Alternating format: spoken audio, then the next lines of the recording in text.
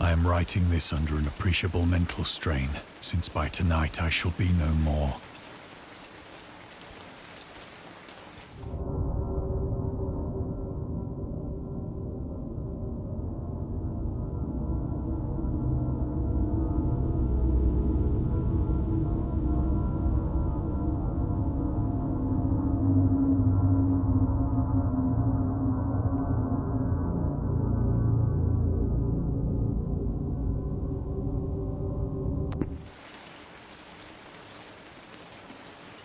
Penniless, and at the end of my supply of the drug which alone makes life endurable, I can bear the torture no longer, and shall cast myself from this garret window into the squalid street below. Do not think from my slavery to morphine that I am a weakling or a degenerate.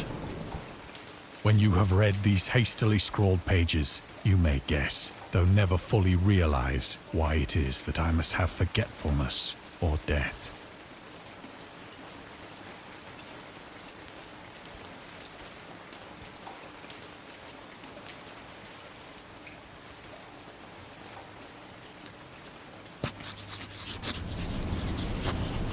It was in one of the most open and least frequented parts of the broad Pacific that the packet of which I was supercargo fell a victim to the German sea raider.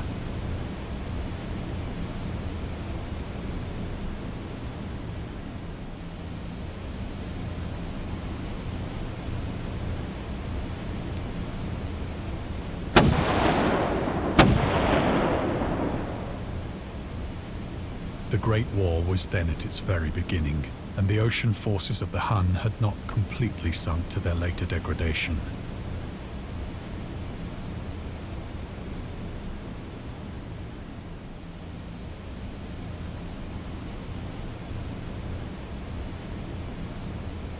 So that our vessel was made a legitimate prize, whilst we of her crew were treated with all the fairness and consideration due us as naval prisoners.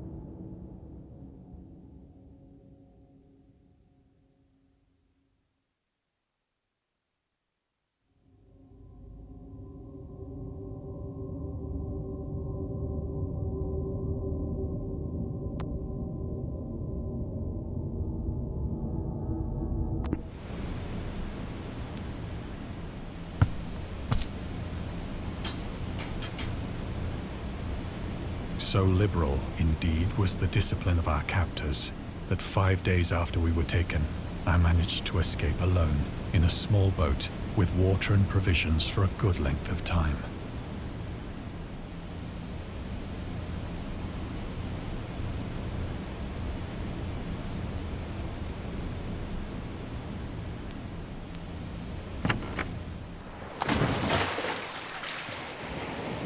When I finally found myself adrift and free, I had but little idea of my surroundings.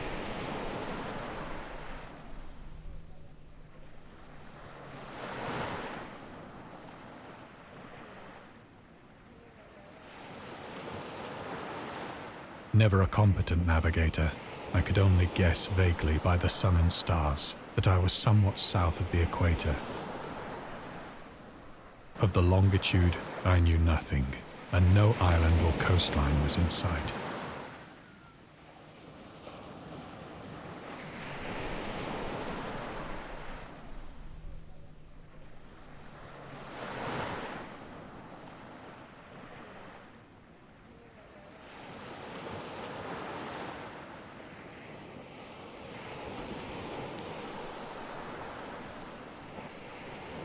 The weather kept fair, and for uncounted days I drifted aimlessly beneath the scorching sun, waiting either for some passing ship or to be cast on the shores of some habitable land.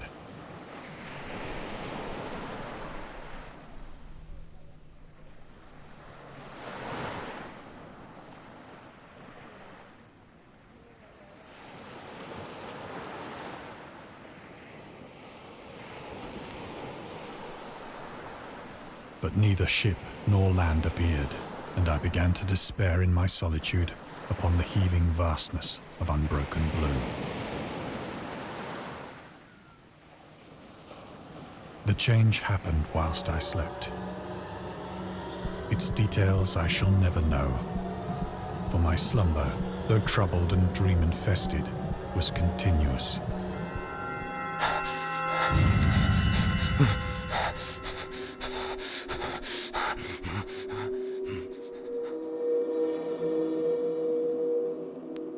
When at last I awoke, it was to discover myself half sucked into a slimy expanse of hellish black mire, which extended about me in monotonous undulations as far as I could see, and in which my boat lay grounded some distance away.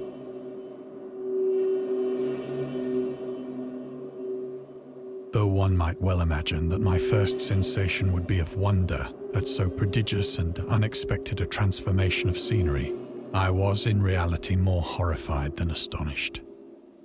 For there was in the air and in the rotting soil a sinister quality which chilled me to the very core. The region was putrid with the carcasses of decaying fish and of other less describable things which I saw protruding from the nasty mud of the unending plain.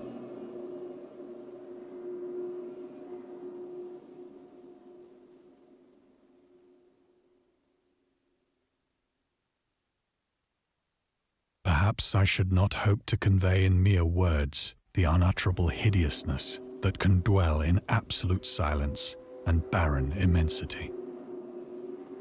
There was nothing within hearing and nothing in sight save a vast reach of black slime, yet the very completeness of the stillness and the homogeneity of the landscape oppressed me with a nauseating fear.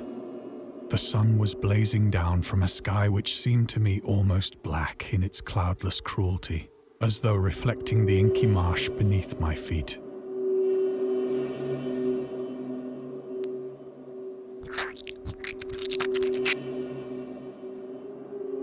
As I crawled into the stranded boat, I realized that only one theory could explain my position. Through some unprecedented volcanic upheaval, a portion of the ocean floor must have been thrown to the surface, exposing regions for which innumerable millions of years had lain hidden under unfathomable watery depths. So great was the extent of the new land which had risen beneath me that I could not detect the faintest noise of the surging ocean, straining my ears as I might. Nor were there any seafowl to prey upon the dead things.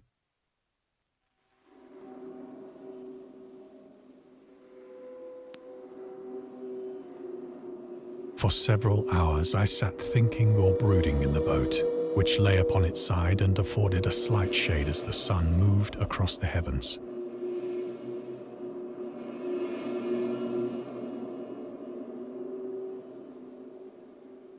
As the day progressed, the ground lost some of its stickiness and seemed likely to dry sufficiently for traveling purposes in a short time. That night I slept but little, and the next day I made for myself a pack containing food and water, preparatory to an overland journey in search of the vanished sea and possible rescue.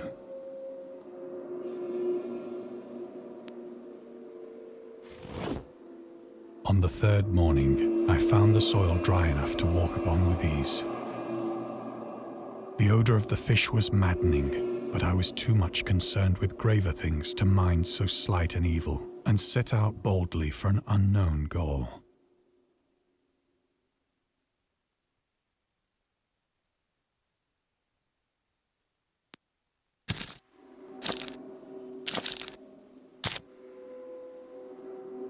All day I forged steadily westward, guided by a faraway hummock which rose higher than any other elevation on the rolling desert.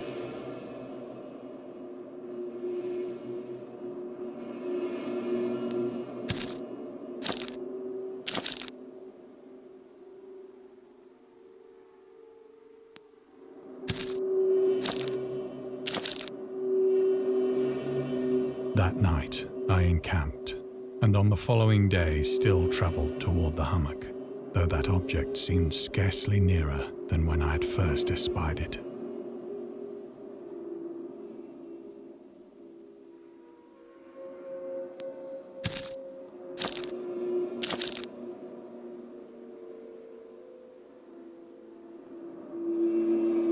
By the fourth evening, I attained the base of the mound, which turned out to be much higher than it had appeared from a distance.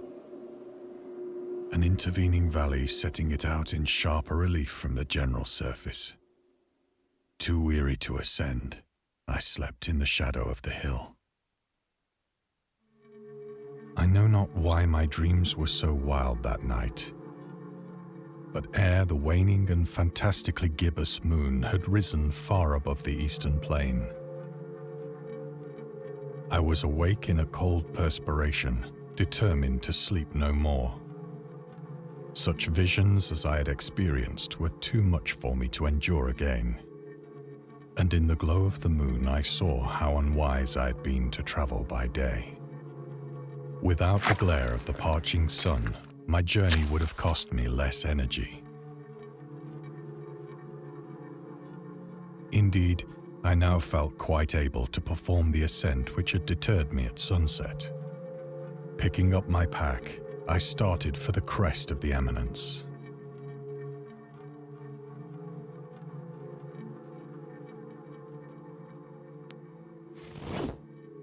I have said that the unbroken monotony of the rolling plain was a source of vague horror to me.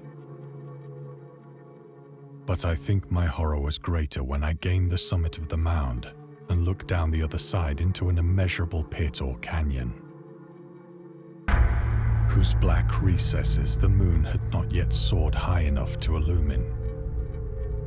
I felt myself on the edge of the world, peering over the rim into a fathomless chaos of eternal night. Through my terror ran curious reminiscences of Paradise Lost, and of Satan's hideous climb through the unfashioned realms of darkness. As the moon climbed higher in the sky, I began to see that the slopes of the valley were not quite so perpendicular as I had imagined. Ledges and outcroppings of rock afforded fairly easy footholds for a descent, whilst after a drop of only a few hundred feet, the declivity became very gradual.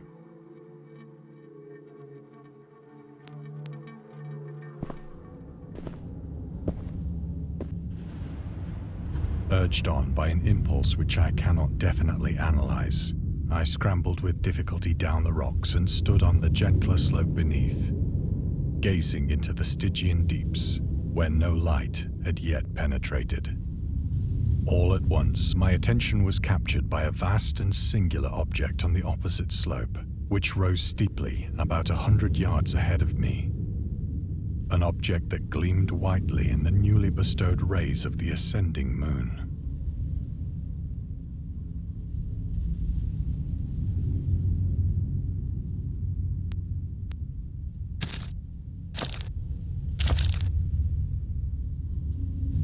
That it was merely a gigantic piece of stone, I soon assured myself. But I was conscious of a distinct impression that its contour and position were not altogether the work of nature. A closer scrutiny filled me with sensations I cannot express.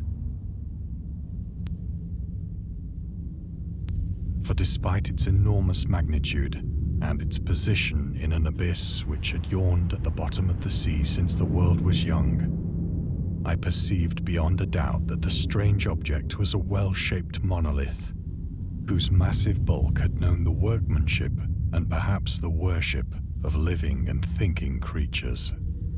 Dazed and frightened, yet not without a certain thrill of the scientist's or archaeologist's delight, I examined my surroundings more closely.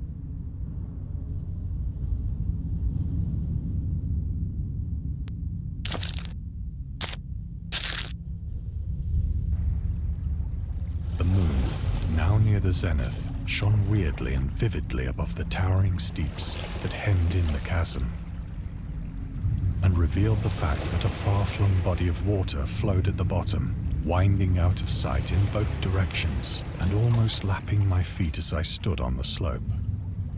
Across the chasm, the wavelets washed the base of the Cyclopean monolith, on whose surface I could now trace both inscriptions and crude sculptures.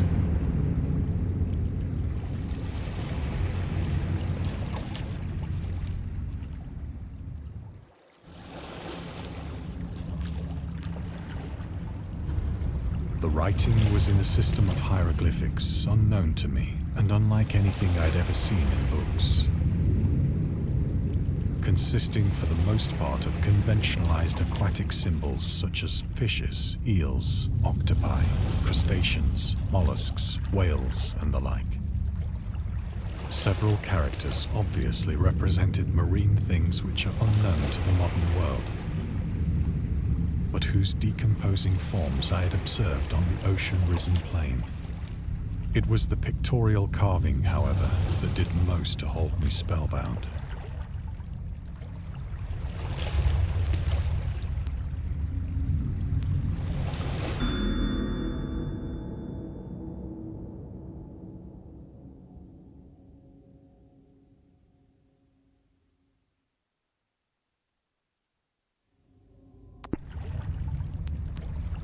Plainly visible across the intervening water on account of their enormous size were an array of bas-reliefs whose subjects would have excited the envy of a Doré.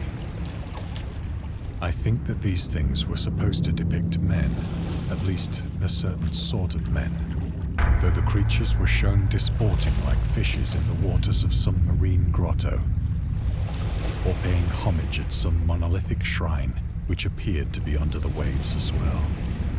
Of their faces and forms I dare not speak in detail, for the mere remembrance makes me grow faint. Grotesque beyond the imagination of a Poe or a Bulwer.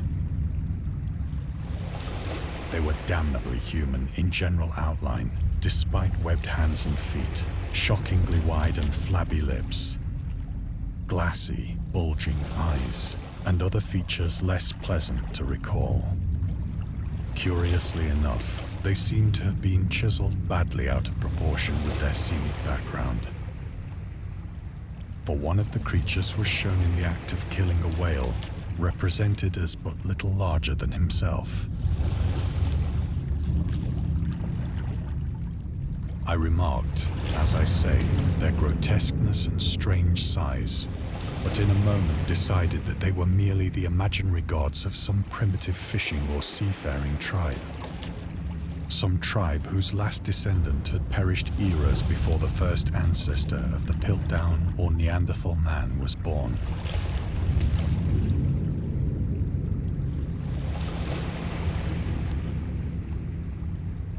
Awestruck at this unexpected glimpse into a past beyond the conception of the most daring anthropologist, I stood musing whilst the moon cast queer reflections on the silent channel before me. Then, suddenly, I saw it. With only a slight churning to mark its rise to the surface, the thing slid into view above the dark waters. Polyphemus-like and loathsome, it darted like a stupendous monster of nightmares to the monolith, about which it flung its gigantic scaly arms, the while it bowed its hideous head and gave vent to certain measured sounds. I think I went mad then. Of my frantic ascent of the slope and cliff, and of my delirious journey back to the stranded boat, I remember little.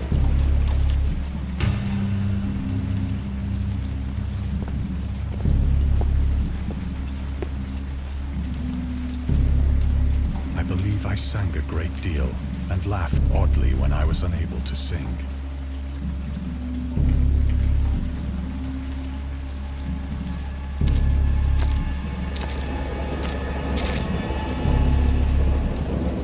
I have indistinct recollections of a great storm sometime after I reached the boat.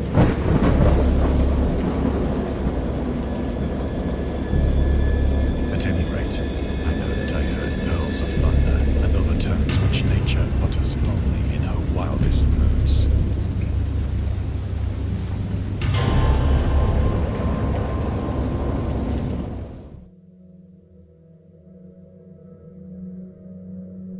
came out of the shadows, I was in a San Francisco hospital. Brought thither by the captain of the American ship which had picked up my boat in mid-ocean. In my delirium, I had said much, but found that my words had been given scant attention. Of any land upheaval in the Pacific, my rescuers knew nothing. Nor did I deem it necessary to insist upon a thing which I knew they could not believe.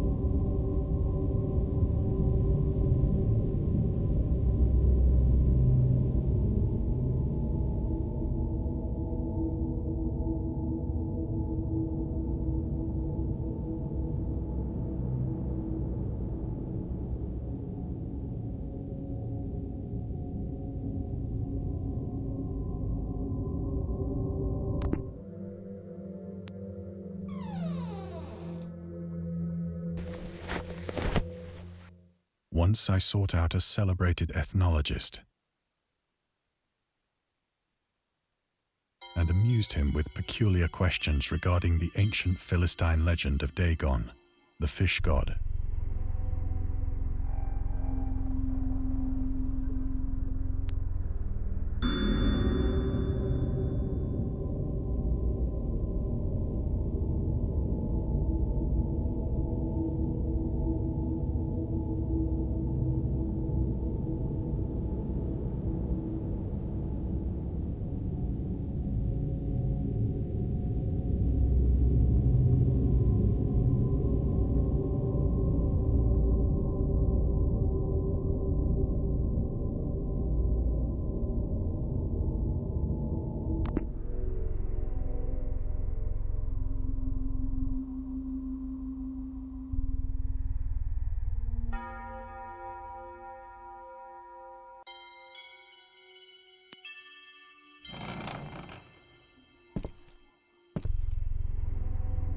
But soon perceiving that he was hopelessly conventional, I did not press my inquiries.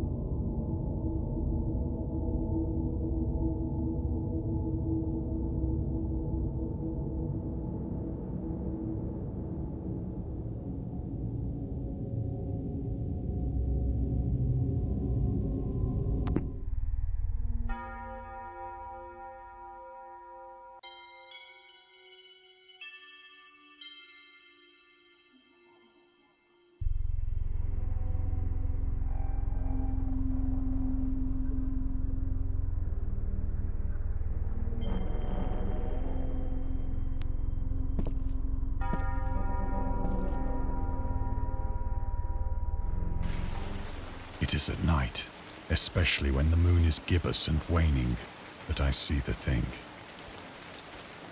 I tried morphine, but the drug has given only transient surcease. and has drawn me into its clutches as a hopeless slave. So now I am to end it all, having written a full account for the information or the contemptuous amusement of my fellow men.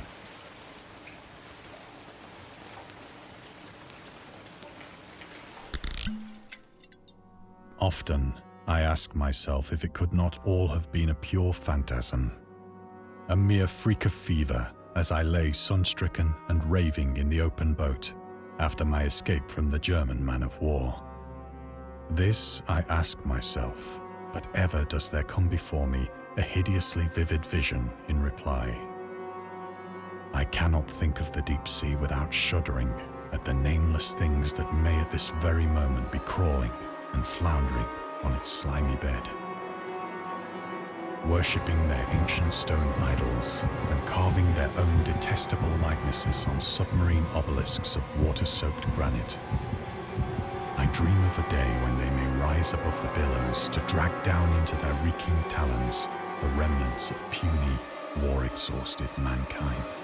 Of a day when the land shall sink and the dark ocean shall ascend amidst universal pandemonium.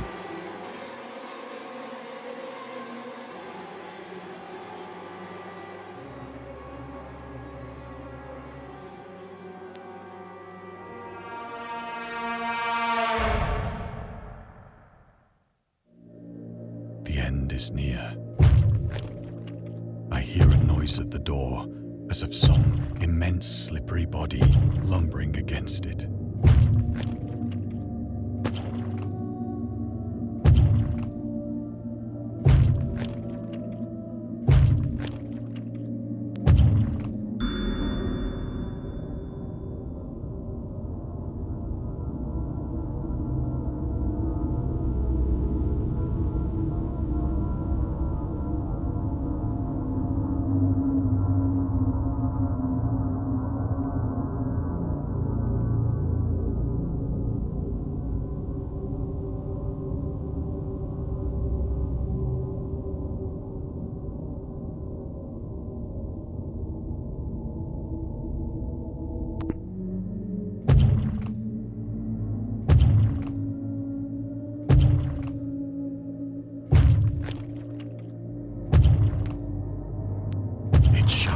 Find me.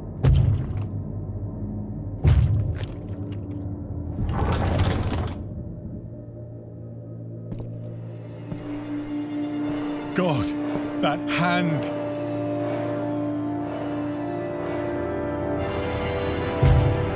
The window! The window!